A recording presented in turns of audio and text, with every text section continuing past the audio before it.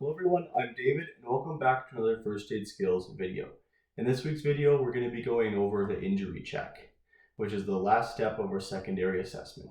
Now the point of the injury check is to go over the person and try and find something that's wrong that we missed in our quick primary assessment. So there's two types of injury checks that we can do. There's the focused examination and then there's the hands-on check.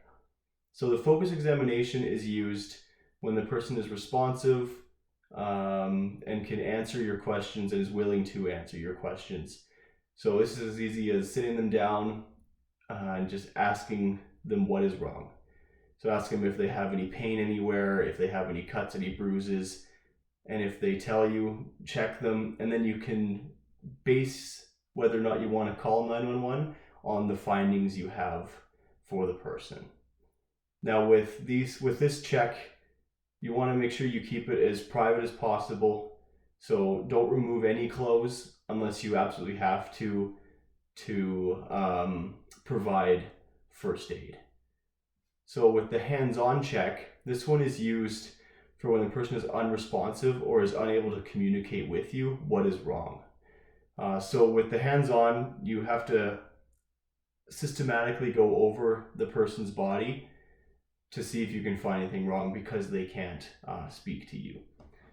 So when you're going over this hands-on check or even the focus examination, make sure you always keep track of their vitals, make sure those are still stable, and if those do change, make sure you deal with those accordingly.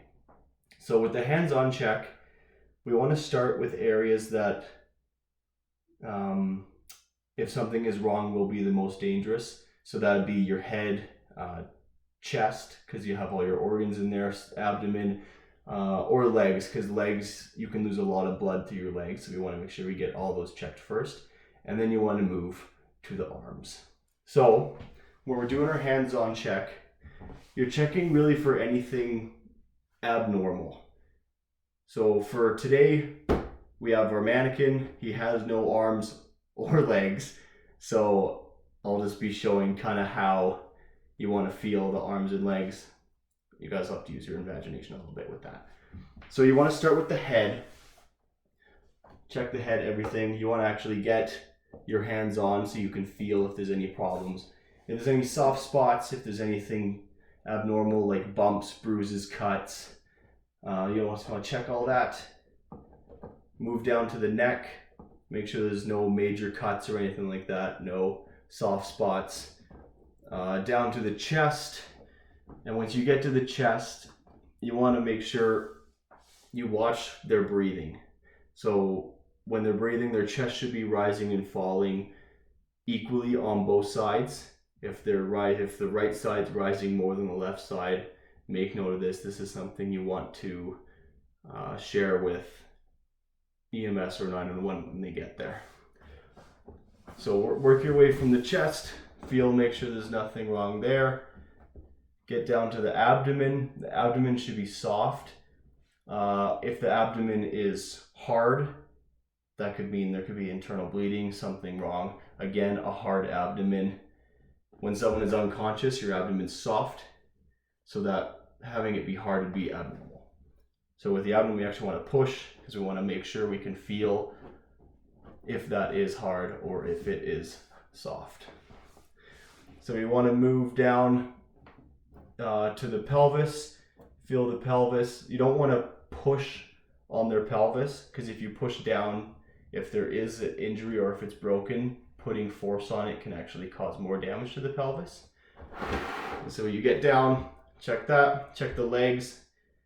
You'd want to kind of put your hands like this and push on both sides of the legs while you work down, because then that kind of shows if there's a break and you push opposite, you'll actually feel them move, not really normally. So you want to make sure you apply those pressures. Work your way down the legs, both sides. And also while you're checking all this, make sure there's no bodily fluids or blood around the person. So once you've gotten down the legs, everything seems normal.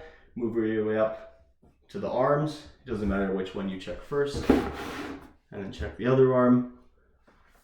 And if everything seems normal, Just wait with the person, keep track of their vitals, make sure they're still breathing, their skin color is still normal. If you find anything abnormal that you as a first aider can deal with, like if there's serious bleeding, apply pressure, then deal with that. If you can't, make note of it and let 911 know when they get there. So that's our 2 checks. That is the hands-on check and the focus examination. So that's it for this week's video. Thanks for tuning in, and I hope to see you all next week. Thank you.